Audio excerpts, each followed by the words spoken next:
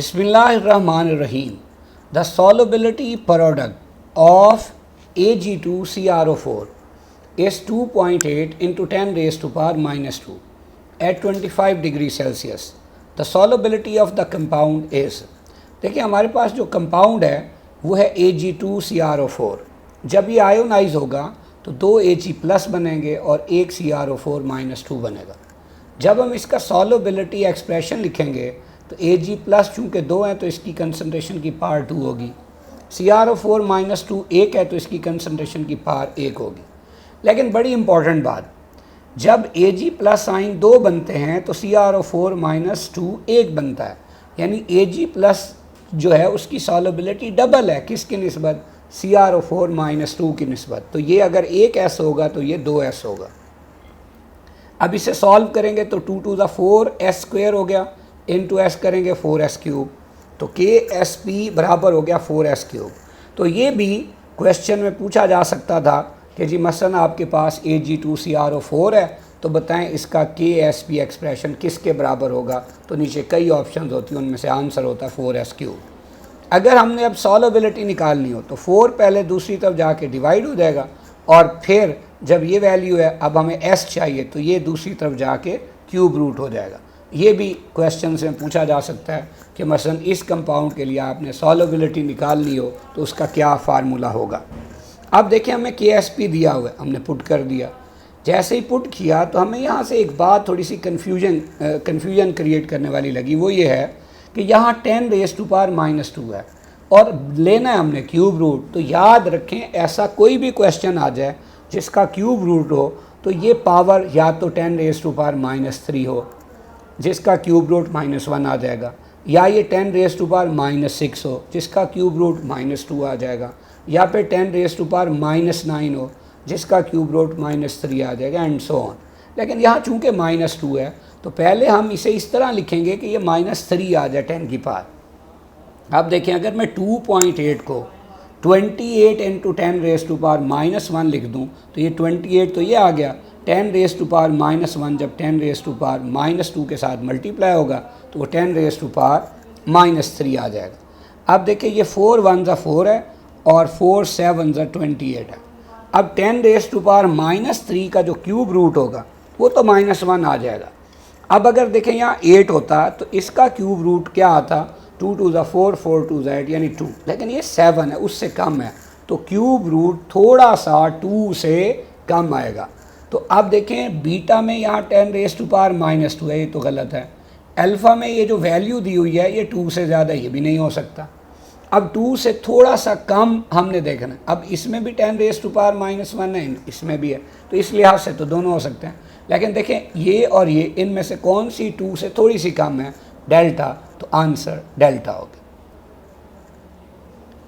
Which is the fastest reaction. देखिए rusting of iron जो है वो रिडॉक्स रिएक्शन है. जैसे अगर पहले कोई Fe होगा तो वो 0 होगा, जब इस तरह का कोई कंपाउंड बनाएगा तो उसमें वो +3 होगा, तो इसकी ऑक्सीडेशन हुई. जबकि ऑक्सीजन पहले O2 होगा उसका चार्ज 0 होगा, जबकि इस तरह के किसी भी कंपाउंड में वो देखेंगे तो -2 हुआ. यानी पहले Fe ने इलेक्ट्रॉन दिए, O ने लिए, उसकी ऑक्सीडेशन हुई, ऑक्सीजन की रिडक्शन हुई, फिर कैटाइन एनाइन आपस मिलके ये इस तरह कंपाउंड बनाएंगे, तो इसे कहते हैं रस्टिंग ऑफ आयरन. तो चूँकि बहुत सारे स्टेप्स हैं तो ये बेसिकली कैसा प्रोसेस है, स्लो प्रोसेस है. Beta, addition of silver nitrate into sodium chloride solution. अब देखिए सिल्वर नाइट्रेट जब आप पानी में डालते हैं तो इसमें बॉन्ड ब्रेक हो जाते हैं यानी आइंस बन जाते हैं. सोडियम क्लोराइड को भी जब आप पानी में डालते हैं तो बॉन्ड्स ब्रेक हो जाते हैं यानी आइंस बन जाते हैं. अब जब इनको मिलाएंगे तो सिर्फ Ag और Cl का मिलना होगा, नए बॉन्ड्स का बनना होगा, जबकि NaNO3 पहले भी आइंस थे अब भी आइंस है, इन्हें स्पेक्टेटर आइंस भी कहते हैं. तो अब काम सिर्फ चूँकि नए बॉन्ड्स का बनना हुआ है, थोड़ा सा काम है, वक्त कम लगेगा, तो रेट ऑफ रिएक्शन कैसा होगा, फास्ट होगा, तो ये फास्ट में आ जाएगा. चार्ली पे हाइड्रोलिसिस ऑफ एन एस्टर. देखिए ये जो हाइड्रोलिसिस ऑफ एन एस्टर है ये बेसिकली कैसा रिएक्शन है, ये कोवेलेंट बॉन्ड्स वाला रिएक्शन है. तो इनमें पहले बॉन्ड टूटते हैं फिर बनते हैं, वक्त ज़रा ज़्यादा रखता है आयनिक की निस्बत, तो ये उनकी निस्बत स्लो हैं, लेकिन रेडॉक्स से फिर भी फास्ट हैं. तो फिर इस तरह के रिएक्शंस को हम क्या कहते हैं, मॉडरेट रिएक्शंस कहते हैं। डेल्टा पे है फर्मेंटेशन ऑफ शुगर्स। देखिए जैसे हमारे पास स्टार्च शुगर की किस्म है, इसकी फर्मेंटेशन होती है तो पहले स्टेप में डायास्टेज के ज़रिए माल्टेज बनता है, उसके माल्टोज बनता है, फिर माल्टोज माल्टेज के ज़रिए ग्लूकोज में कन्वर्ट होता है, फिर जो ग्लूकोज है वो जाइमेज के ज़रिए इथाइल अल्कोहल और कार्बन डाइऑक्साइड में कन्वर्ट होता है। तो इसमें काफ़ी सारे स्टेप्स हैं।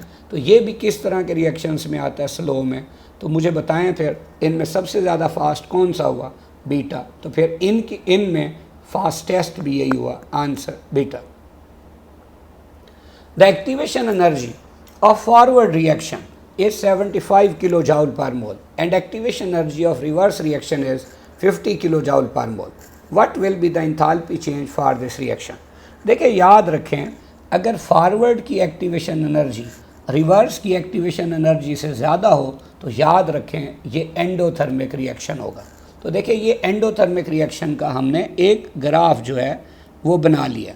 तो अब इस ग्राफ के अंदर ध्यान से देखिए, जो रिएक्टेंट्स हैं उनकी एनर्जी कम है और प्रोडक्ट्स की एनर्जी ज़्यादा है, लेकिन ये एनर्जी की हम बात कर रहे हैं।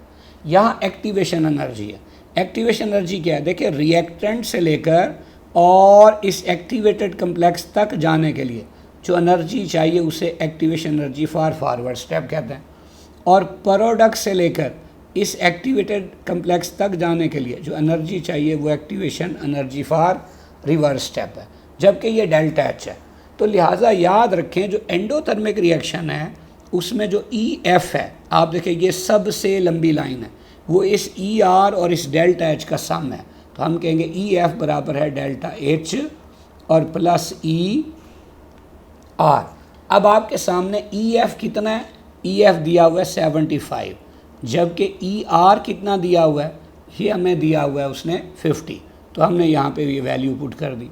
अब चूंकि हमें डेल्टा एच चाहिए तो क्या करेंगे, 50 इधर आके क्या हो जाएगा माइनस, तो 75 माइनस 50, तो आपके पास आंसर क्या आएगा 25।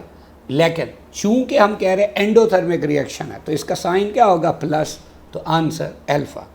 लेकिन बड़ी इंपॉर्टेंट बात, अगर फ़र्ज़ किया ये एक्सोथर्मिक रिएक्शन होता तो फिर हमारे पास जो activation energy for forward step है वो कम होती और जो रिवर्स स्टेप की एक्टिवेशन एनर्जी है वो ज़्यादा होती। और अगर इसी तरह का डाटा दिया होता, बस इसको ई एफ की बजाय ई आर कहा होता जो 75 थी, और जो ये 50 है ई आर, इसे ई एफ कहा होता, तो जब आप यही आंसर निकालते तो फिर वो प्लस 25 की बजाय क्या होता, माइनस 25 होता, क्योंकि फिर ये रिएक्शन तो कैसा है, exothermic. The concept of solubility product is originally applicable to, कौन से साल्ट पे अप्लाई होता है। देखिए एक बात याद रखें हमेशा कि ऐसे साल्ट्स जो कि 0.01 मोलर के बराबर 1 DM³ सोल्यूशन में हल होते हैं या उससे कम, उन्हें स्पेरिंगली सॉल्युबल साल्ट्स कहते हैं, और सॉल्युबिलिटी प्रोडक्ट का कंसेप्ट सिर्फ उनके लिए अप्लाई होता है। अब यहाँ चूंकि अल्फ़ा पे सोडियम का सल्फेट है, याद रखें अल्कली मेटल के सारे सल्फेट पानी में अच्छे खासे हल हो जाते हैं। इसी तरह फिर नाइट्रेट है सिल्वर का, तो जो नाइट्रेट हैं वो आलमोस्ट हर कंपाउंड के, हर मेटल के पानी में हल हो जाते हैं, जैसे लेड नाइट्रेट है ये भी हल हो जाएगा। सिर्फ मसला कहाँ आता है, अगर हम फर्स्ट की अल्कलाइन अर्थ मेटल्स की बात करें तो उनके सल्फेट और कार्बोनेट पानी में बहुत कम हल होते हैं। तो इनमें से इस तरह का कंपाउंड कहाँ पे दिया हुआ है, चार्ली पे, तो आंसर चार्ली। और इसकी वैल्यू भी दी हुई है कि इसका जो KSP है उसकी वैल्यू 1.6 × 10⁻⁻8 है, जो कि बाकी तीनों की निस्बत बहुत कम है, लिहाजा इसके लिए सॉल्युबिलिटी प्रोडक्ट का कंसेप्ट अप्लाई होगा। कौन सा method is use to determine the rate of reaction when the reaction is under consideration of the compound containing chiral carbon. देखिए जब हम बात करते हैं ना कायरल कार्बन, तो कायरल कार्बन क्या होता है, जैसे हमारे पास है एलानीन, एलानीन में क्या है, ये CH3 है, ये H है, ये NH2 है और ये COOH है। देखिए अब ये जो कार्बन है ये एक ऐसा कार्बन है जो 4 ग्रुप से जुड़ा है और चारों ही डिफरेंट है, तो such a carbon is called chiral carbon. अब जिस कंपाउंड में कायरल कार्बन हो इस तरह का, ख़ास तौर पे जैसे एक कायरल कार्बन है, तो ये कंपाउंड ऑप्टिकली एक्टिव होता है, मतलब अगर इस को पोलैरीमीटर में रख दिया जाए और उसमें प्लेन पोलराइज्ड लाइट पास कर दी जाए तो ये प्लेन पोलराइज्ड लाइट को या राइट पे घुमाएगा या लेफ़्ट पे घुमाएगा, यानी या ये डेक्स्ट्रो रोटेटरी होगा या लीवो रोटेटरी होगा। और जो भी ऐसा करता है उसे ऑप्टिकली एक्टिव कंपाउंड कहते हैं, और ये जो फिनोमिना है इसे ऑप्टिकल एक्टिविटी कहते हैं, और ये पोलैरीमीटर के ज़रिए मेजर की जाती है, और ये ऑप्टिकल रोटेशन मेथड कहलाता है। तो आंसर क्या हुआ? चार्ली। अगर किसी रिएक्शन में वॉल्यूम चेंज हो रहा हो और उसके ज़रिए आप रेट ऑफ रिएक्शन निकालें तो उसे डायलैक्टोमीट्रिक मेथड कहते हैं।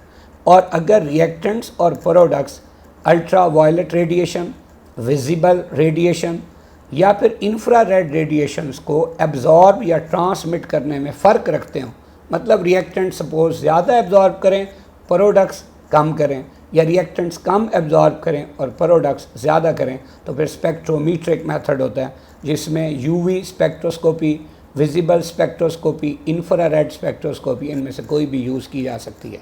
जबकि जो कंडक्टोमीट्रिक मेथड होता है इसमें वो रिएक्शंस यूज़ किए जाते हैं रेट मालूम करने के लिए जिनमें आयंस की इन्वॉल्वमेंट होती है। जैसा कि कुछ रिएक्शंस हैं जिनमें रिएक्शन के दौरान आयंस की मिकदार बढ़ जाती है तो उनकी इलेक्ट्रिकल कंडक्टेंस भी बढ़ जाएगी, और बढ़ेगी तो इसका मतलब रेट ऑफ रिएक्शन बढ़ रहा है। The function of catalyst is, catalyst क्या काम करता है? देखिए हम इसको एक ग्राफ के ज़रिए समझते हैं।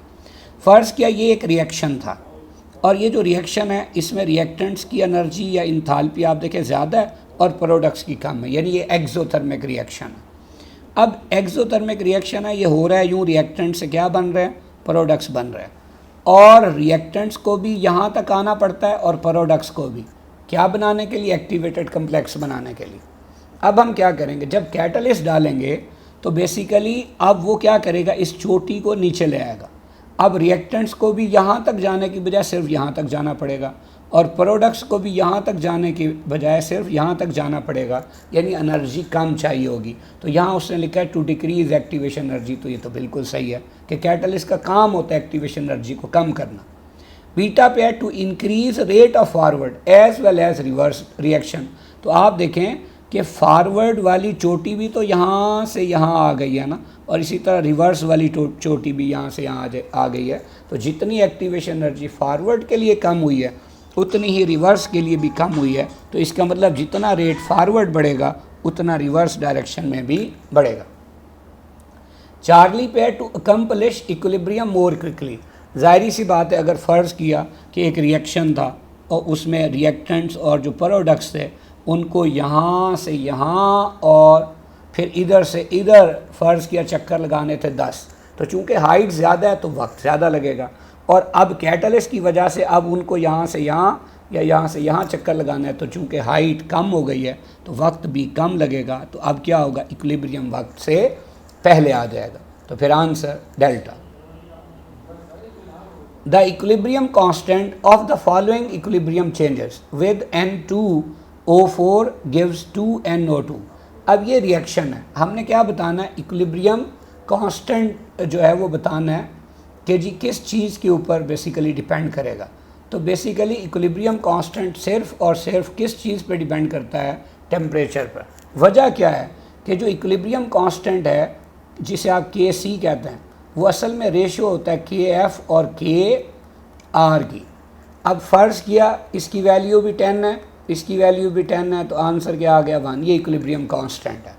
अब ये जो KF और KR है ये आर्हीनियस इक्वेशन में मौजूद होते हैं। तो K बराबर है A.E raise to power -EA/RT। अब देखिए फ़र्ज़ किया कि अगर मैं कहता हूँ ये माइनस नहीं है और मैंने ये टेम्परेचर बढ़ा दिया तो ये पूरा फैक्टर क्या हो जाता, कम हो जाता, लेकिन चूँकि माइनस है तो अब ये पूरा फैक्टर बढ़ जाएगा।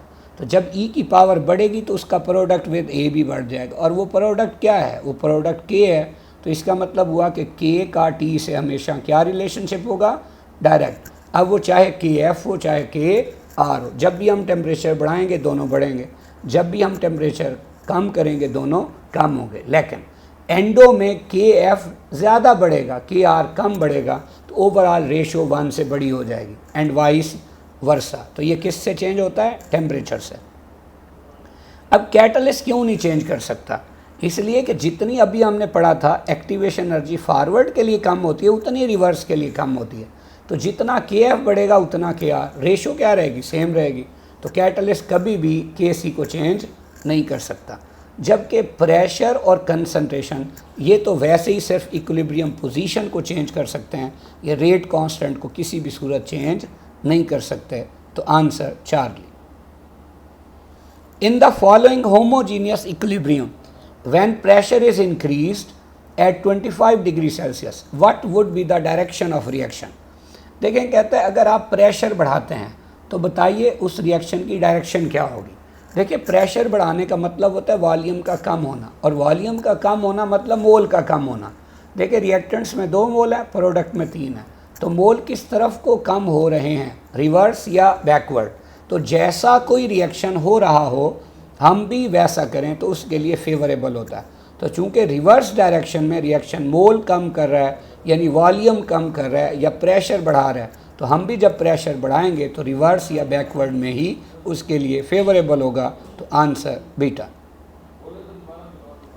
KC value indicates that the chemical reaction reaches earlier to completion. जाहिर सी बात है, हमने एप्लीकेशन पढ़ी थी extent of reaction.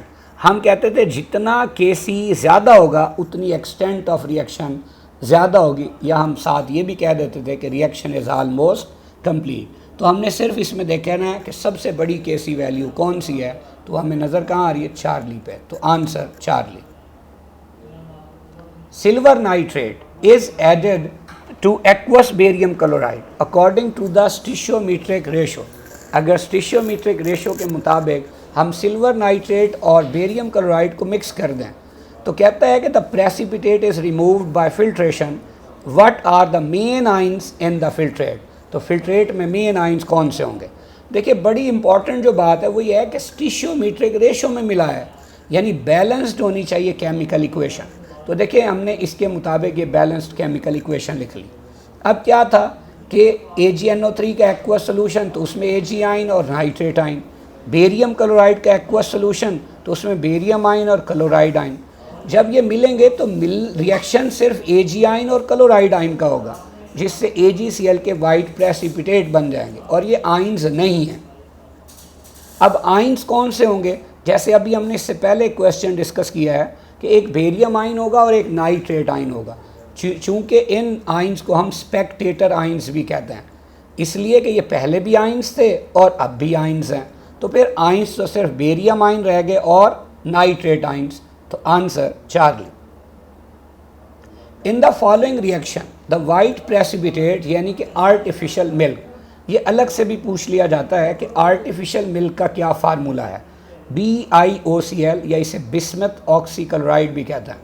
Disappears van. अब देखिए, हम ये चाह रहे हैं कि ये डिसअपेयर हो जाए। भाई, डिसअपेयर तो ये तब होगा जब ये रिएक्शन किस डायरेक्शन में जाएगा, रिवर्स डायरेक्शन में। अब रिवर्स डायरेक्शन में लेके जाने के हमारे पास 2 तरीके हैं। एक तरीका तो यह है कि प्रोडक्ट्स में से कोई प्रोडक्ट ऐड कर दें, तो ये इफेक्ट ऑफ कंसंट्रेशन है ऑन इक्विलिब्रियम पोजीशन। तो रिएक्शन कहाँ चला जाता है, रिवर्स डायरेक्शन में। तो अब इनमें से अगर देखा जाए तो यहाँ अल्फ़ा पे मौजूद है मोर HCl इज एडेड, तो आंसर अल्फ़ा। जबकि अगर हम बीटा में देखें तो लिखा हुआ है मोर BiCl3 इज एडेड, वो तो रिएक्टेंट है। जब आप रिएक्टेंट्स की कंसंट्रेशन बढ़ाएंगे तो to maintain the equilibrium reaction will move in the forward direction, तो उससे BiOCl डिसअपेयर नहीं होगा बल्कि बनना शुरू हो जाएगा। तो गलत हो गया। चार्ली पे मोर वाटर इज एडेड, ज़्यादा वाटर ऐड करें। अब वाटर कहाँ का पार्ट है, रिएक्टेंट्स का। तो जब आप इसको भी बढ़ाएंगे तो रिएक्शन कहाँ जाएगा, फॉरवर्ड जाएगा, यानी BiOCl की कंसंट्रेशन फिर बढ़ जाएगी। तो ये भी गलत हो गया। डेल्टा पे फ्रीक्वेंट रिमूवल ऑफ HCl।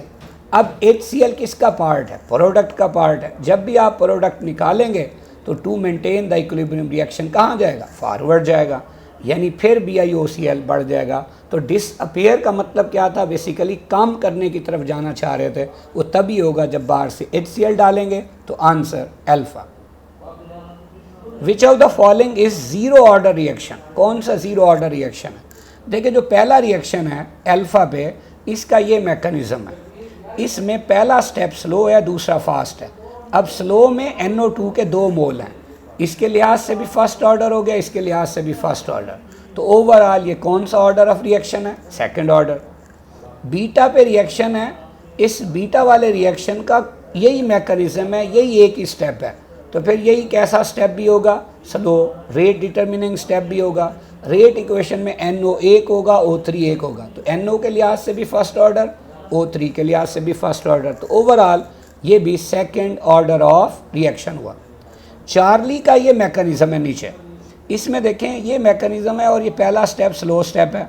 इसमें देखें KI के 2 मोल हैं और FeCl3 का 1 मोल है।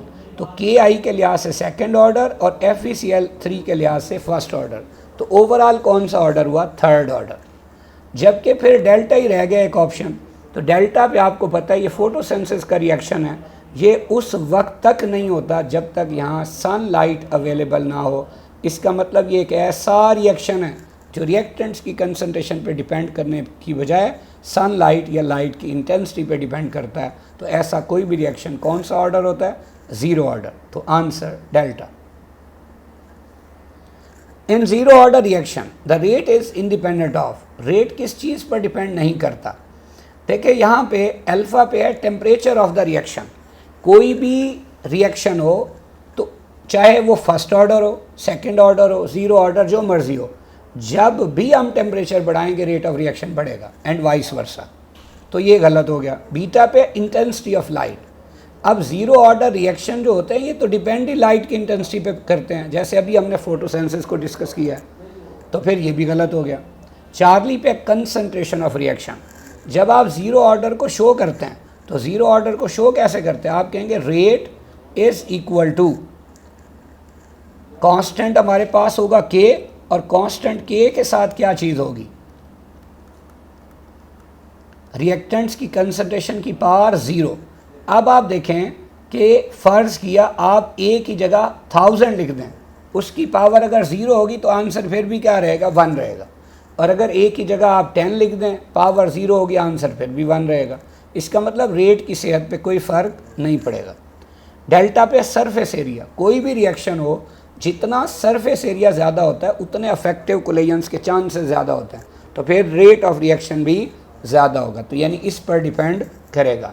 तो डिपेंड किस पे नहीं किया? Concentration of the reactants. तो answer Charlie. Which of the following changes will decrease the amount of the steam? अब स्टीम देखें किसका पार्ट है? रिएक्टेंट का पार्ट है। और ये कैसा रिएक्शन है भी एंडोथर्मिक। अल्फा में एडिशन ऑफ प्लेटिनम कैटलिस्ट। फिर जब आप प्लेटिनम कैटलिस्ट डालते हैं तो असल में H2 और O2 मिलके क्या बनना शुरू कर देते हैं? वाटर या स्टीम। यानी ये तो किस तरफ को फेवर करेगा? रिवर्स को।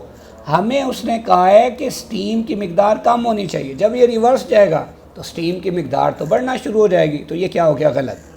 बीटा पे है increase the pressure at constant temperature. Pressure बढ़ाना यानी वॉल्यूम कम करना। वॉल्यूम कम वहाँ होता है जहाँ मोल कम होते हैं। तो अब आप देखिए रिएक्टेंट के 2 मोल हैं, प्रोडक्ट के 3 मोल हैं, तो फिर ये तो रिवर्स ही जाएगा। तो जब रिवर्स जाएगा इससे भी स्टीम बढ़ेगी, तो गलत हो गया। Addition of more oxygen. Oxygen किसका पार्ट है? रिएक्टेंट्स का।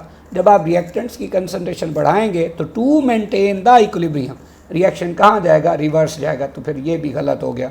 डेल्टा पे है increasing the temperature at constant pressure. तो अभी हमने बात की थी कि जब भी हम टेम्परेचर बढ़ाते हैं तो रेट ऑफ रिएक्शन बढ़ता है। अब चूंकि ये एंडोथर्मिक प्रोसेस है तो एंडोथर्मिक के लिए तो टेम्परेचर का बढ़ाना फेवरेबल होता है। फेवरेबल का मतलब है वो किधर जाएगा? फॉरवर्ड, जिससे H2 और O2 की कंसंट्रेशन बढ़ना शुरू हो जाएगी, लेकिन H2O या स्टीम की कंसंट्रेशन कम होना शुरू हो जाएगी। तो ये क्या हो गया? सही। तो answer delta. For a reaction 2x plus y, एक रिएक्शन है जिसमें 2x है और y है, बन रहा है M और N। The rate law is, rate law बता दिया, if concentration of y is constant and x is tripled the change in rate of reaction will be. बड़ी इंपॉर्टेंट बात है, जब भी इस तरह का रिएक्शन पूछा जाए, दिया जाए, तो इसमें एक चीज़ याद रखनी है। जैसे इसका रेट लॉ था x की पावर 2 थी, y की पावर 1 थी, लिख दिया हमने, इक्वल और कांस्टेंट उड़ा दिया तो प्रोपोर्शनलिटी साइन आ गया। जब भी ऐसा सवाल है तो आपने सबसे पहले दोनों की वैल्यू 1 1 पुट करके रेट क्या कहना है? 1, तो 1 ही आएगा। अब उसने कहा है कि भाई आपके पास x को आपने 3 गुना कर दिया, जबकि y क्या है, कांस्टेंट। तो अब आपने क्या किया, देखिए y अगर पहले 1 था तो अब भी 1 है, यानी कांस्टेंट।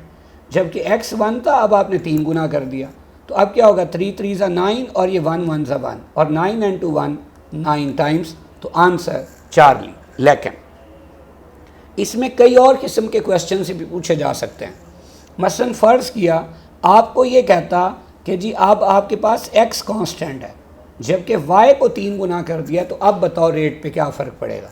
तो जब 1 1 ज़ा 1 होगा और इधर 3 की पावर 1 है तो 3, तो 1 इंटू 3 3 टाइम, तो फिर आंसर 3 टाइम्स हो जाता। और फ़र्ज़ किया आपको इसी सवाल में कहता कि जी x और y दोनों को 3 गुना कर दिया, तो अब रेट पे क्या फ़र्क पड़ेगा। तो जब आप x की जगह 3 लिखेंगे तो ये 3 3 ज़ा 9, y की जगह 3 लिखेंगे तो ये इसकी पावर चूँकि 1 है तो ये 3 आ जाएगा, तो 3 3 ज़ा 9 into 3 27 times. The specific rate for a reaction is, अब एक रिएक्शन है उसके लिए स्पेसिफिक रेट या रेट कांस्टेंट इतना है, और इसके ऑर्डर ऑफ रिएक्शन हमसे पूछा है। अब ये बड़ा कॉमन सेंस का क्वेश्चन है। देखें, अगर मैं फ़र्ज़ कर लेता हूँ कि रेट बराबर है कांस्टेंट के इंटू रिएक्टेंट्स की पावर 0, यानी ये 0 ऑर्डर रिएक्शन है, तो अब आप देखिए जब R की जगह आप कुछ भी पुट करेंगे, पावर 0 तो आंसर 1 1 इंटू के आ जाएगा। अब रेट बराबर हो गया के, इसका मतलब जो के की यूनिट वही रेट की यूनिट। तो अब रेट तो होता है change in concentration with change in time, concentration की unit mole per dm cube, time की यूनिट सेकंड, तो रेट की यूनिट हो गई मोल पर डीएम क्यूब पर सेकंड। तो जो रेट की यूनिट है वही के की यूनिट है। अब आप देखें यहाँ जो के दिया हुआ है उसकी क्या यूनिट दी हुई है, मोल पर डीएम क्यूब पर सेकंड। ये हिंट है हमारे पास कि ये किस ऑर्डर ऑफ रिएक्शन के रेट या रेट कांस्टेंट की यूनिट है, ये हमारे पास है 0 ऑर्डर की, तो फिर answer alpha.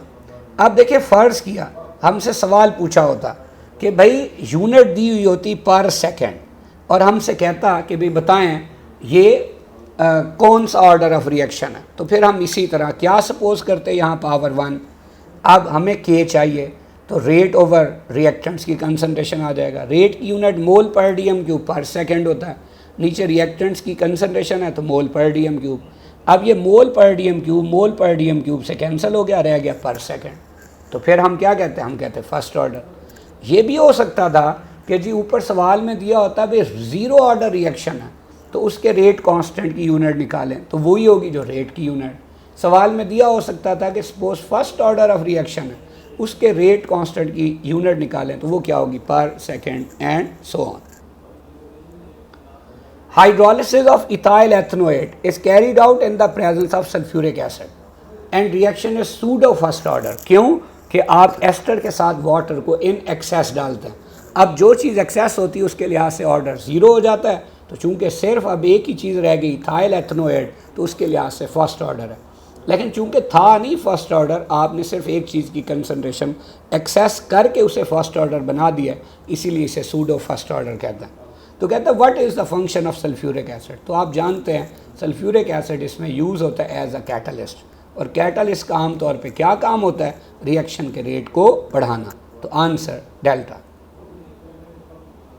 The rate equation of the gaseous reaction, अब ये गैसियस रिएक्शन है, इसकी रेट इक्वेशन हमें ये दी हुई है। अब इसमें कहता है if the pressure in the reaction vessel is doubled, याद रखें जब गैसियस रिएक्शन के लिए प्रेशर दिया होगा तो प्रेशर मींस कंसंट्रेशन, तो कहता है आप डबल कर देते हैं but the temperature remains constant, temperature आपने चेंज नहीं किया, then by what factor the rate of reaction increases, rate of reaction कितने टाइम्स इंक्रीज हो जाएगा।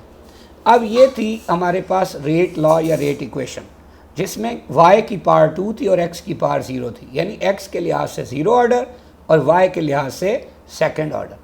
अब उसने कहा जी आपने दोनों को डबल करना। अभी मैंने ये बात समझाई थी कि जब भी इस तरह का क्वेश्चन आए तो हमने हमेशा पहले दोनों की वैल्यूज़ 1 1 पुट करनी है, तो रेट कितना आ जाएगा 1। अब जब उसने कहा y को भी डबल किया और x को भी डबल, आपने इसकी जगह भी 2 लिख दिया, इसकी जगह भी 2, तो इसकी चूँकि पावर 2 थी तो 2 2 4, इसकी पावर 0 थी तो 1 आ जाएगा, 1 इंटू 4 क्या होगा 4, तो आंसर हो जाएगा 4 टाइम्स, तो answer beta. Which of the following chemical reaction has fractional order? इनमें से किस रिएक्शन का ऑर्डर फ्रैक्शंस में है। अब अल्फ़ा पे ऑप्शन है कन्वर्जन ऑफ क्लोरोफॉर्म टू टेट्राक्लोरोमीथेन। इस रिएक्शन का ये मैकेनिज़्म है, 3 स्टेप्स हैं, इसमें दूसरा स्टेप स्लो है, तो फिर ये रेट डिटरमिनिंग स्टेप भी होगा। इसमें आप देखें जो क्लोरोफॉर्म है उसका पूरा मॉलिक्यूल है, लेकिन क्लोरीन Cl2 नहीं है बल्कि Cl है, यानी हाफ क्लोरीन है। तो जब हम इसका रेट लॉ लिखेंगे, जिसे रेट इक्वेशन भी कहते हैं, तो उसमें CH Cl3 की पावर 1 होगी, जबकि Cl2 लिखेंगे तो उसकी पावर 1/2 होगी। तो लिहाजा इसका ऑर्डर हुआ 1.5, तो आंसर अल्फ़ा। लेकिन बीटा पे दिया हुआ है हाइड्रोलिसिस ऑफ एस्टर। अब ये हाइड्रोलिसिस ऑफ एस्टर है, इसमें यही इसका मैकेनिज़्म है बेसिकली। तो इसमें क्या होता है कि ये इथाइल एसीटेट का ही असल रोल है। ये जो हम वाटर इस्तेमाल करते हैं ये इन एक्सेस, लिहाजा ये इसकी कंसंट्रेशन पे डिपेंड नहीं करता। तो इसके लिहाज से कौन सा ऑर्डर हो गया 0, इसके लिहाज से कौन सा था फर्स्ट, तो ओवरऑल ये हो गया फर्स्ट ऑर्डर। लेकिन चूंकि वाटर के लिहाज से हमने खुद 0 बनाया, तो 0 और फर्स्ट ओवरऑल कहलाएगा सूडो फर्स्ट ऑर्डर। चार्ली पे रिडक्शन ऑफ नाइट्रिक ऑक्साइड। अब नाइट्रिक ऑक्साइड की जब रिडक्शन होती है तो उसमें 2 स्टेप्स होते हैं। पहला स्टेप ये है, दूसरा स्टेप ये है। जब आप इसे ऐड करेंगे तो पहले स्टेप में N2O बना है, दूसरे में यूज़ हो जाएगा, ये कैंसिल हो गया। तो ओवरऑल रिएक्टेंट्स में 2 H2 हैं, 2 NO हैं, और प्रोडक्ट्स में 2 वाटर हैं और 1 N2 है। अब इस रिएक्शन में ये जो पहला स्टेप है इसके मैकेनिज़्म ये स्लो है, तो ये रेट डिटरमिनिंग स्टेप है। अब इसके लिहाज से फर्स्ट ऑर्डर है, इसके लिहाज से सेकंड ऑर्डर, तो ओवरऑल ये कौन सा ऑर्डर है, third order of reaction. Delta पे थर्मल डीकम्पोजिशन ऑफ N2O5। अब इसकी डीकम्पोजिशन का ये मैकेनिज़्म है। इसमें क्या है, ये 3 स्टेप्स हैं। इनमें जो पहला स्टेप है वो सबसे स्लो है, वो रेट डिटरमिनिंग स्टेप है।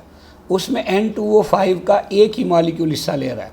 तो जब हम इसकी रेट इक्वेशन लिखेंगे तो रेट बराबर होगा कांस्टेंट के और इनटू N2O5 की पावर 1 होगी। तो ये कौन सा ऑर्डर है, first order.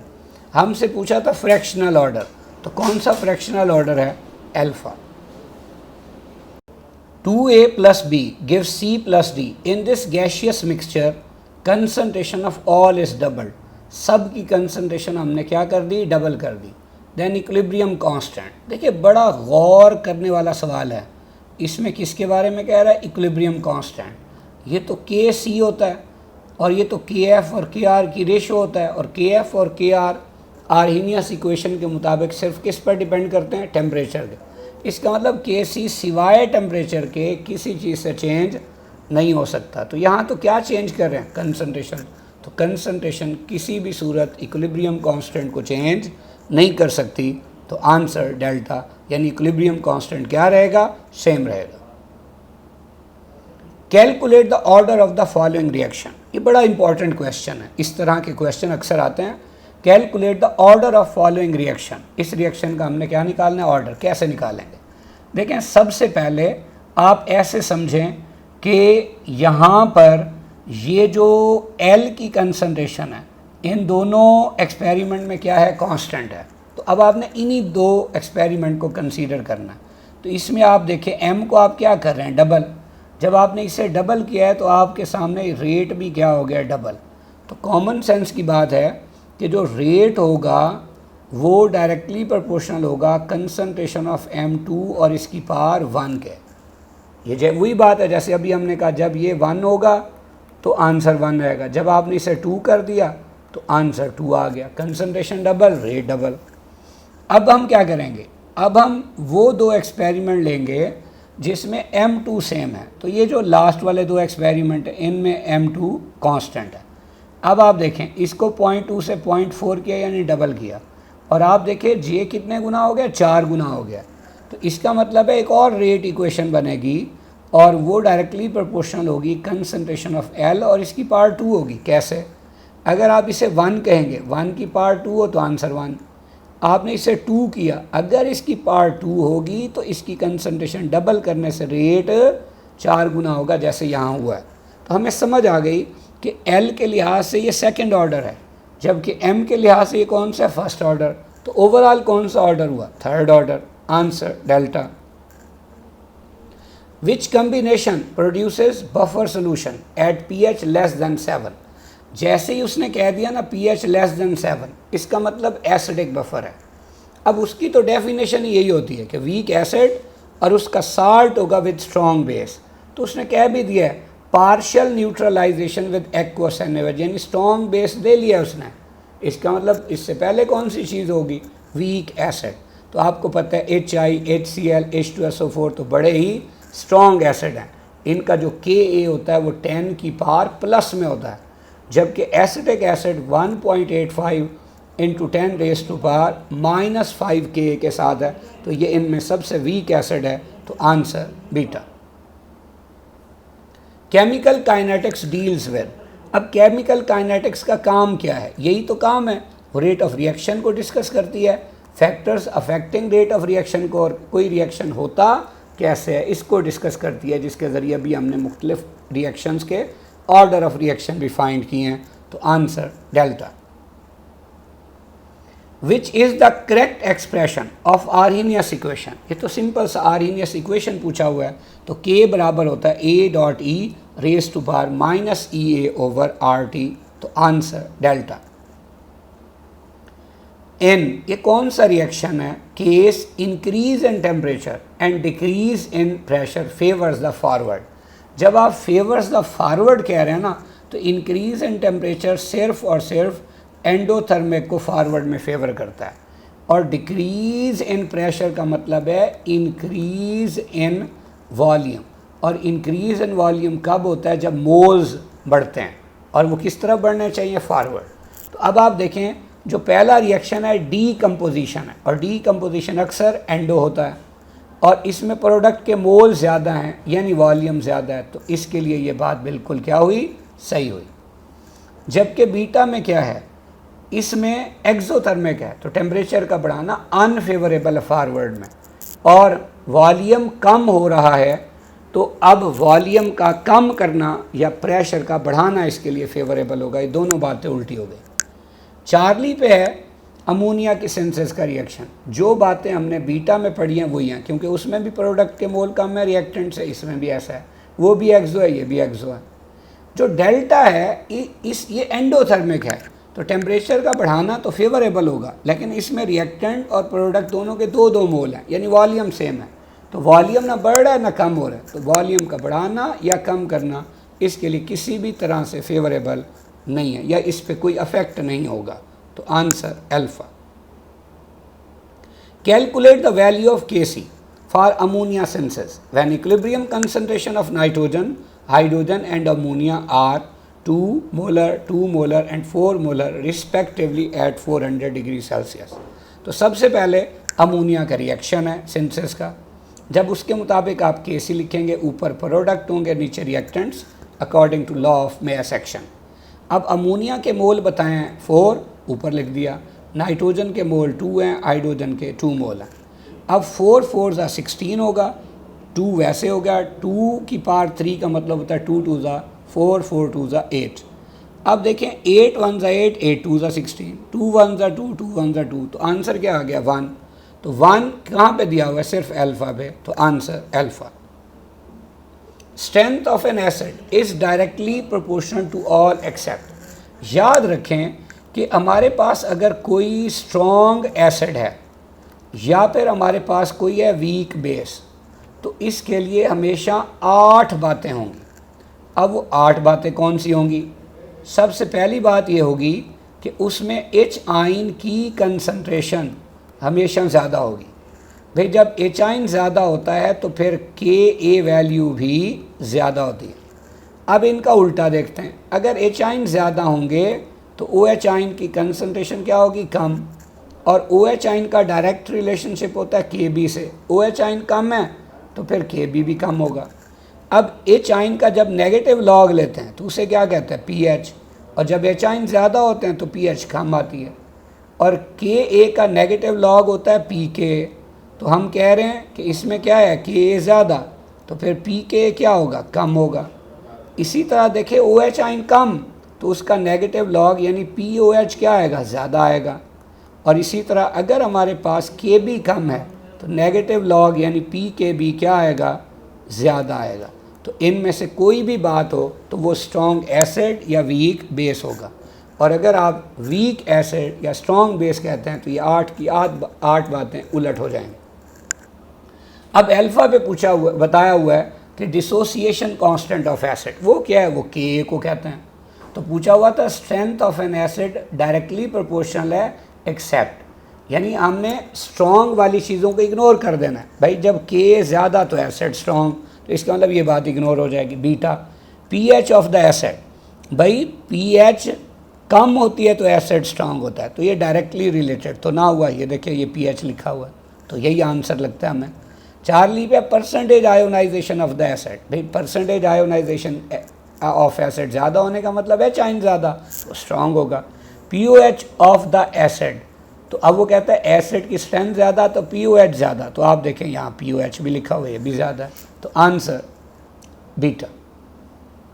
Which statement is incorrect, conjugate base of a weak acid is relatively very strong base. देखिए असल में होता है K a is inversely proportional to K b, मतलब अगर एसिड स्ट्रॉन्ग है तो उसका बेस वीक है, और एसिड वीक है तो उसका बेस स्ट्रॉन्ग है। तो अब यहाँ लिखा हुआ है conjugate base of a very weak acid is relatively very strong base, तो क्या कहा है कि वीक एसिड है तो उसका बेस स्ट्रॉन्ग है, तो बिल्कुल सही है। Conjugate acid of a very weak base is relatively very strong acid, ये भी सही है। Greater is the percentage ionization, stronger is the base, बिल्कुल उसमें वो एच आइन ज़्यादा होंगे, अच्छा बेस होगा। Greater is p K b value, stronger is the base. देखिए अब हमने ना स्ट्रॉन्गर बेस देखना है, तो उसमें ओ एच आइन की कंसनट्रेशन क्या होनी चाहिए, ज़्यादा होनी चाहिए, बिल्कुल ठीक। तो फिर पी ओ एच क्या होना चाहिए, कम होना चाहिए। अब ओ एच आइन अगर ज़्यादा होगा तो फिर पी के, बल्कि पहले हम देखते हैं के बी, तो वो भी क्या होगा, ज़्यादा। और जब आप उसका नेगेटिव लॉग लेंगे जिसे पी के बी कहते हैं तो वो क्या होगा, कम। तो यहाँ क्या लिखा हुआ है, ग्रेटर, तो फिर ये गलत है, answer delta. For which system the equilibrium constant K C has units of concentration raise to power +2। देखिए ये तो वो रिएक्शन होगा जिसमें प्रोडक्ट्स के मोल दो ज़्यादा हों, किसके मोल से, रिएक्टेंट्स के मोल से। अब देखिए जो अल्फ़ा पे है उसमें रिएक्टेंट और प्रोडक्ट के मोल बराबर हैं, तो ये कंसंट्रेशन यूनिट्स एक दूसरे को कैंसिल कर देंगे, इसकी कोई यूनिट नहीं होगी। बीटा में प्रोडक्ट्स के 4 मोल हैं, रिएक्टेंट के 2 हैं, तो ऊपर 2 बचेंगे, 2 कैंसिल, तो फिर कंसंट्रेशन की पावर 2 आ जाएगी, तो आंसर बीटा। चार्ली में क्या है, ऊपर 1 मोल है, नीचे 2 हैं, एक एक से कैंसिल होगा, नीचे बचेगा 1, तो वो कंसंट्रेशन नीचे है, ऊपर जाएगा तो कंसंट्रेशन की पावर -1 हो जाएगी।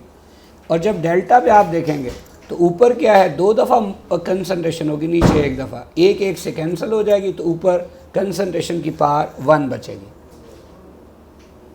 Calculate the pH of a buffer solution, जबकि उसमें एसिड की कंसंट्रेशन 0.1 मोलर और साल्ट की कंसंट्रेशन 0.01 मोलर है और पी के 4.74 है। अब हेंडरसन्स इक्वेशन है हमारे पास, पीएच बराबर पी के प्लस लॉग, ऊपर साल्ट और नीचे एसिड। पी के 4.74 है, ऊपर साल्ट की कंसंट्रेशन, नीचे एसिड की। अब अगर आप ऊपर वाला पॉइंट हटाएंगे तो पॉइंट की जगह 1 और आगे 2 डिजिट हैं तो 2 0 आ जाएंगे। नीचे वाला पॉइंट हटाएंगे उसकी जगह 1 और आगे 1 डिजिट है, 0 आ जाएगा। जब आप इसे कैंसिल करेंगे तो ये 0 इस 0 से कैंसिल। 1/10 क्या होता है, 10 रेज़ टू पावर -1 होता है। अब आप देखें कि जब इसे सॉल्व करेंगे तो जो पावर होती है वो लॉग से पहले आ जाती है। लॉग ऑफ 10 कितना होता है, 1 इंटू -1 करेंगे तो वही -1 आ जाएगा। तो पी के में से 1 माइनस किया तो आपके पास पी एच आ गई, और पी एच कितनी आई, 3.74, आंसर चार्ली।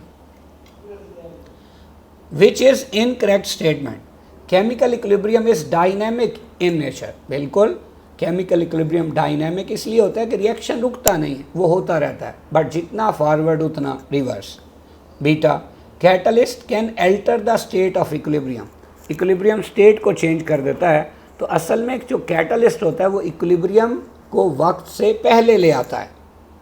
चार्ली पे है कि chemical equilibrium can approach from either side, दोनों साइडों से हो सकता है। बिल्कुल आप इक्विलिब्रियम को फॉरवर्ड या रिवर्स किसी भी डायरेक्शन में शिफ्ट कर सकते हैं। एट केमिकल इक्विलिब्रियम कंसंट्रेशन या प्रेशर बिकम्स कांस्टेंट, ये कांस्टेंट रह जाता है। तो फिर बीटा में कहा हुआ है catalyst can alter the state of equilibrium, equilibrium की स्टेट को चेंज कर देता है। बिल्कुल गलत, स्टेट नहीं चेंज करता, अलबत्ता इक्विलिब्रियम वक्त से पहले आ जाता है। तो answer beta. The correct K C expression for the following reaction is, ये एक्सप्रेशन है। तो लॉ ऑफ मैस सेक्शन के मुताबिक ऊपर प्रोडक्ट्स नीचे रिएक्टेंट्स, तो ऊपर एसिटिक एसिड की पावर 1 और इथाइल अल्कोहल की पावर 1 होनी चाहिए चूँकि एक एक मोल है, और नीचे एस्टर की पावर 1 और वाटर की पावर 1 होनी चाहिए क्योंकि ये रिएक्टेंट्स में है। तो ये कहाँ दिया हुआ है? Charlie. If for a reaction A plus B give C plus D, अब उसका KR दे दिया है और KC दे दिया है। कहता है then rate constant of forward reaction would be. अब हम जानते हैं कि जो KC होता है वो तो KF और KR की रेशो होता है। अब अगर हमें KF चाहिए तो KR KC से जाके मल्टीप्लाई हो जाएगा। KC की वैल्यू चूँकि 2 बताई है, KR की 0.5, तो 2 × 0.5 करेंगे तो आंसर 1 आ जाएगा, answer alpha. The solubility of AgI in NaI solution is less than in pure water due to। अब देखें सबसे पहली बात यह है कि हमारे पास जो AgI है, बेसिकली AgI जब आयोनाइज होगा तो AgI के आयोनाइज होने पे क्या बनेगा? Ag प्लस साइन और आयोडाइड आइन, और उसमें जब NaI डालेंगे तो उससे Na प्लस और आयोडाइड आइन। अब इन दोनों में एक आइन कॉमन है जिसको कौन सा आइन कहते हैं? आयोडाइड आइन। अब चूंकि जो AgI है ये वीक इलेक्ट्रोलाइट है, जबकि सोडियम आयोडाइड उसकी निस्बत एक स्ट्रॉन्ग इलेक्ट्रोलाइट है। तो स्ट्रॉन्ग वो होता है जो ज़्यादा आयोनाइज हो। तो फिर ये जैसे ही आयोडाइड आइन बनेंगे या इनकी कंसंट्रेशन में इजाफा होगा तो Ag प्लस आइन से मिलकर रिएक्शन को कहाँ ले आएंगे? वापस। तो ये AgI क्या बनना शुरू हो जाएगा? सॉलिड, यानी इसकी सॉल्युबिलिटी कम हो जाएगी। तो इसकी वजह क्या है? Common ion effect. तो answer alpha. If the difference of pK between two acids is 2 then the acid with greater pK value will be, कैसा होगा और कितने टाइम्स होगा? देखिए फ़र्ज़ किया कि हमारे पास दो एसिड्स हैं, एक A है और एक B है।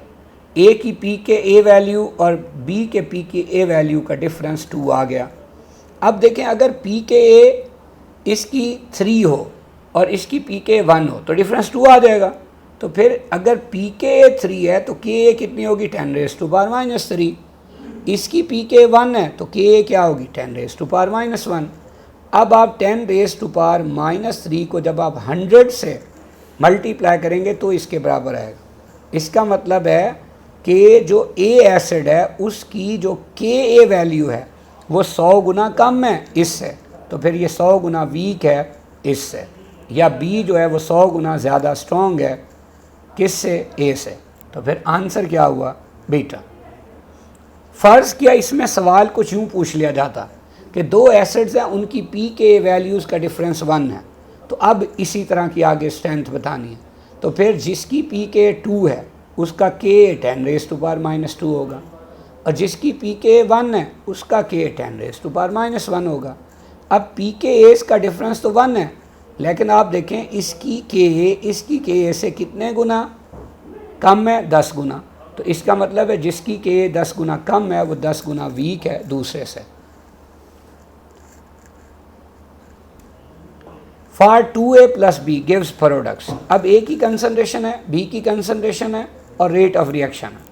अब जब आप इसके मुताबिक रेट इक्वेशन लिखेंगे तो रेट बराबर होगा कांस्टेंट K, A की कंसंट्रेशन की पावर 2 चूँकि 2 मोल हैं, B की कंसंट्रेशन की पावर 1। अब हमसे सवाल में क्या पूछा हुआ है? रेट कांस्टेंट यानी K पूछा हुआ है, तो ये कंसंट्रेशन दूसरी तरफ जाके डिवाइड हो जाएगी। अब रेट की वैल्यू हमें क्या दी हुई है? 16। A की कंसंट्रेशन 2 है, B की कंसंट्रेशन भी 2 है। अब ये क्या होगा? 2 × 4, ये 2 आ गया। अब 4 × 1 = 4, 4 × 4 = 16, 2 × 1 = 2 और 2 × 2 = 4। तो आपके पास K की वैल्यू 2 आ गई, answer beta. The unit of rate constant for second order reaction is. देखिए अगर कोई सेकंड ऑर्डर रिएक्शन है तो उसकी रेट इक्वेशन क्या होगी, रेट बराबर होगा कांस्टेंट के और रिएक्टेंट्स की कंसंट्रेशन की पावर 2। अब हमें क्या चाहिए, हमें इस के की यूनिट चाहिए, तो ये दूसरी तरफ जाके डिवाइड हो जाएगा। तो के बराबर ऊपर रेट नीचे रिएक्टेंट्स की कंसंट्रेशन की पावर 2। भाई रेट की यूनिट तो मोल पर डेसीमीटर क्यूब पर सेकेंड होती है और कंसंट्रेशन की unit mole per dm cube, चूँकि पावर 2 थी तो 2 दफ़ा लिख लिया हमने। अब क्या होगा, ये एक दफ़ा इस एक से कैंसिल हो जाएगी, नीचे जो मोल है वो पर मोल हो जाएगा, नीचे पर डीएम क्यूब है वो डीएम क्यूब हो जाएगा और ऊपर पर सेकंड है वो वैसे का वैसा रहेगा। तो ये वैल्यू कहाँ दी है, चार्ली, तो answer Charlie. The rate constant of forward reaction is 2.38 into 10 raised to power -4 and the rate constant of backward reaction is 4.76 into 10 raised to power -5. The equilibrium constant for the reaction will be। अब हमें पता है के सी, के F और के are की ratio है, के एफ भी हमें बता दिया है, के आर भी बता दिया है, लेकिन बड़ी इंपॉर्टेंट बात है, जब भी हमने इस तरह के क्वेश्चन को सॉल्व करना है तो आप देखें इनकी पावर्स सेम नहीं है, तो इन्हें पहले सेम करें। अब सेम कैसे कर सकते हैं, अगर 2.38 को मैं 23.8 कर दूं तो साथ 10 रेज़ टू पावर -1 आ जाएगा और जब वो 10 रेज़ टू पावर -4 के साथ मल्टीप्लाई होगा तो 10 रेज़ टू पावर -5। अब देखिए ये तो इससे हो गया कैंसिल। जब ये 4 होता तो 4 × 5 20 होता। अब ये देखिए 0.76 है, तो 0.76 जब 5 टाइम्स होगा तो ये 3.8 बन जाएगा। तो ओवरऑल ये 1 टाइम और ये कितने टाइम, 5 टाइम। तो आंसर 5 अल्फा।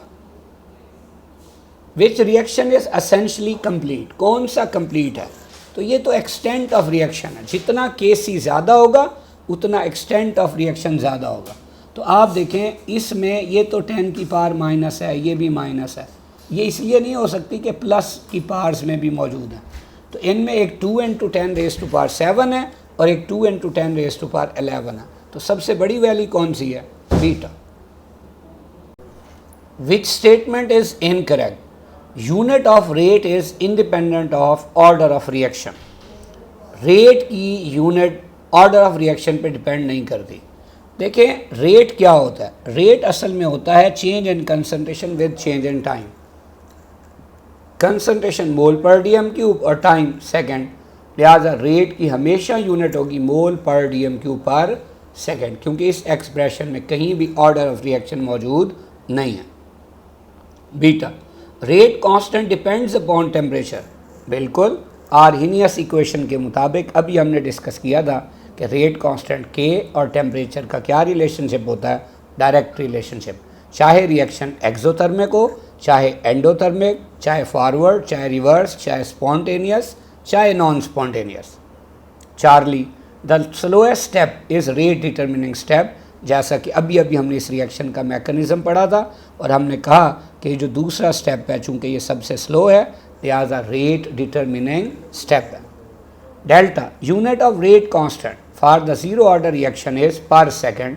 तो अभी हमने ज़ीरो ऑर्डर रिएक्शन के रेट कांस्टेंट की यूनिट निकाली थी, तो उसके रेट कांस्टेंट की वही यूनिट थी जो किसकी यूनिट थी, रेट की, तो वो तो मोल पर डीएम क्यूब पर सेकंड थी, ये पर सेकंड तो नहीं थी, तो फिर आंसर डेल्टा।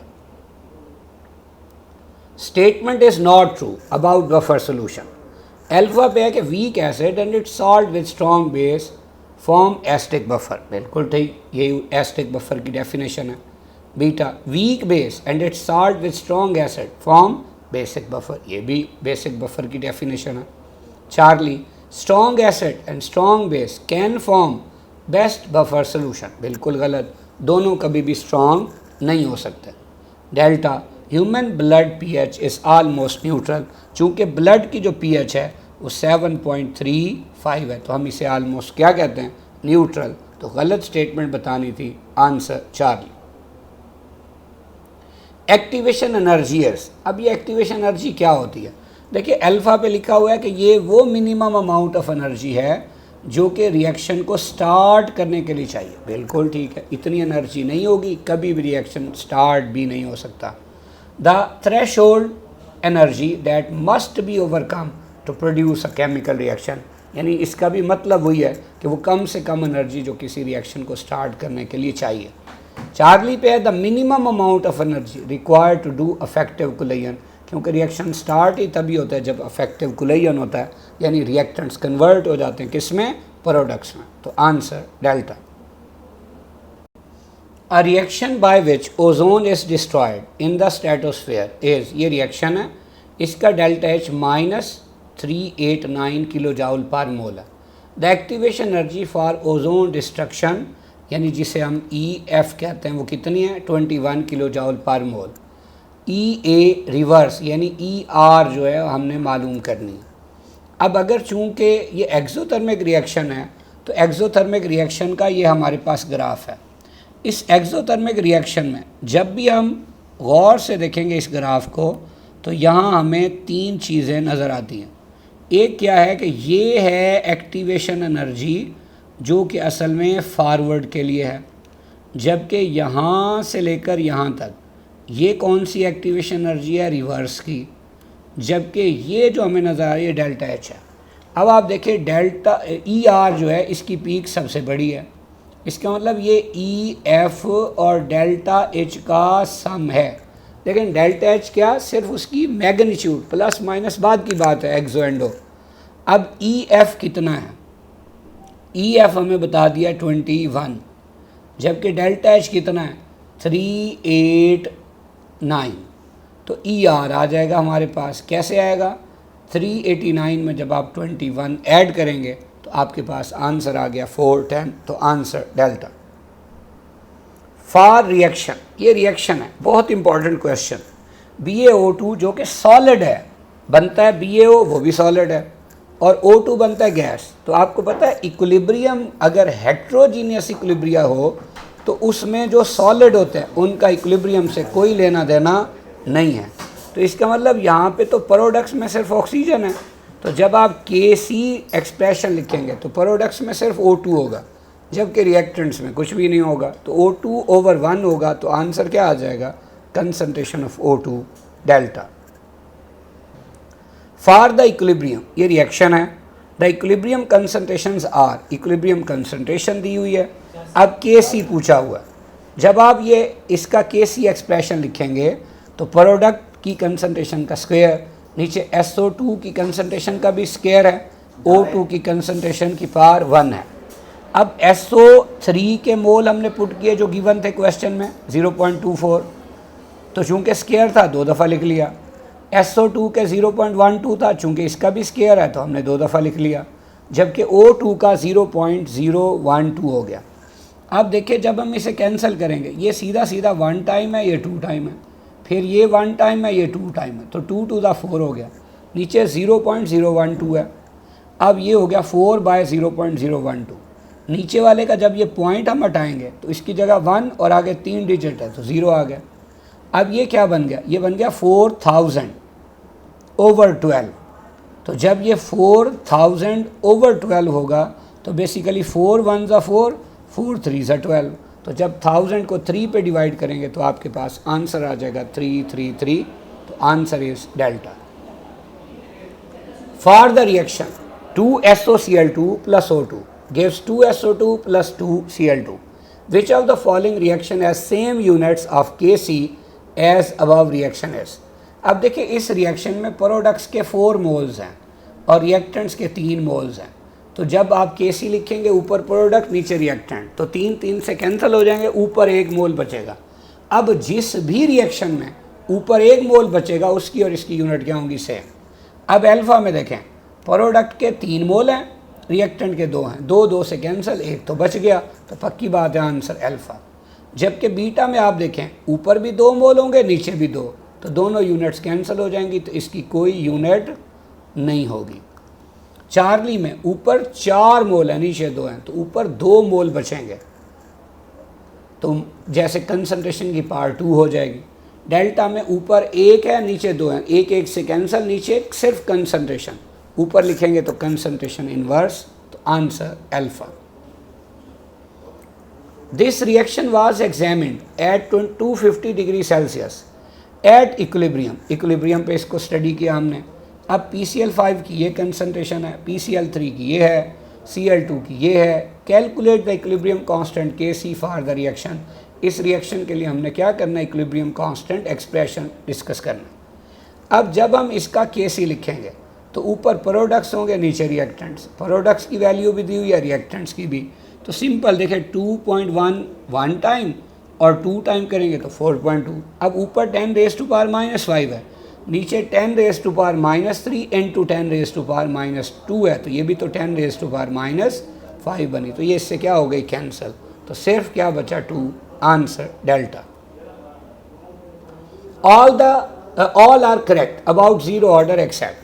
पहले में कहता है photochemical reaction are usually zero order. बिल्कुल सही है, वो जीरो ऑर्डर होते हैं। क्यों कि उनके अंदर जब आप रेट एक्सप्रेशन देखते हैं तो रेट बराबर K into concentration of reactant power zero होती है।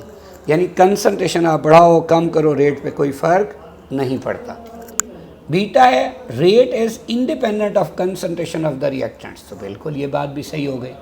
Radio active decay follow zero, बिल्कुल गलत। जो रेडियो एक्टिव डिके होता है वो फर्स्ट ऑर्डर होता है। Delta half life is directly proportional to initial concentration. Half life होती क्या है, T हाफ यानी half life of nth order of reaction is inversely proportional to initial concentration raise to power 1 less than the order of reaction. चूँकि हम zero की बात कर रहे हैं तो जब आप यहाँ n की जगह ज़ीरो लिखेंगे तो यहाँ भी n की जगह ज़ीरो आ जाएगा, तो 0 - 1 आ जाएगा। और जब आप a -1 को ऊपर लिखेंगे तो आपके पास यहाँ ऊपर a आ जाएगा। तो क्या रिलेशनशिप है, डायरेक्ट रिलेशनशिप है इनिशियल कंसंट्रेशन के साथ। किसका, हाफ लाइफ का। किस ऑर्डर के लिए, ज़ीरो ऑर्डर। तो ये सही हुआ। तो गलत कौन सा था, Charlie. Activity of iron catalyst in Haber's process is increased by all except. देखें हैबर्स प्रोसेस में बेसिकली आप अमोनिया बनाते हैं, उसमें आयरन कैटलिस्ट होता है, जबकि aluminium oxide, chromium oxide, magnesium oxide catalyst for the catalyst होता है। तो ये तो एक्टिविटी को बढ़ाएंगे, जबकि CO जो है ये पॉइजन होता है, तो ये एक्टिविटी को कम कर देता है। तो answer alpha. In a reaction A plus B gives product. Rate is doubled when the concentration of B is doubled, and rate increases by a factor of 8 when the concentration of both the reactants A and B are doubled. Rate law for the reaction can be written as, देखिए जब आपने कहा कि rate law, तो अब उसमें A भी है और B भी है, लेकिन आपको नहीं पता कि A की कितनी पावर है और B की कितनी पावर है। जब भी इस तरह का कोई सवाल है तो आपने पावर नहीं लिखनी, सिर्फ पहले आपने इसको भी 1 लिखना है, इसको भी 1 लिखना है और आंसर आ गया 1। अब उसने कहा जब आप B को डबल करते हैं तो रेट डबल हो जाता है। इसका मतलब पक्की बात है कि उस वक्त B की पावर 1 है, लेकिन A की पावर हमें पता नहीं है, लेकिन वो है वही 1 ही। अब इसकी पावर 1 होती तब भी ये 1 होता, 2 होती तब भी ये 1 इंटू 2 करते तो 2 आ जाता। यानी ये तो कंफर्म हो गया कि B के लिहाज से कौन सा ऑर्डर है, फर्स्ट ऑर्डर है। अब देखें अगर हम इसे दूसरे अंदाज से देखते हैं, क्या कहा उसने, कहता है जब दोनों को डबल करते हैं, अब इसको डबल किया, कहता है इसको भी डबल किया, तो इसकी पावर तो कंफर्म हो गई थी 1 है। रेट कहता है 8 गुना हो जाता है, कॉमन सेंस भाई। अगर 2 की पावर 1 होती तो ये तो 2 to the 4 हो जाता। इसका मतलब 2 की पावर 2 होगी तभी ये 2 to the 4 और 4 to the 8 टाइम्स हो जाएगा। यानी A की पावर 2 और B की पावर 1, तो वो किस में दिया हुआ है, बीटा में। तो answer beta. Best of luck.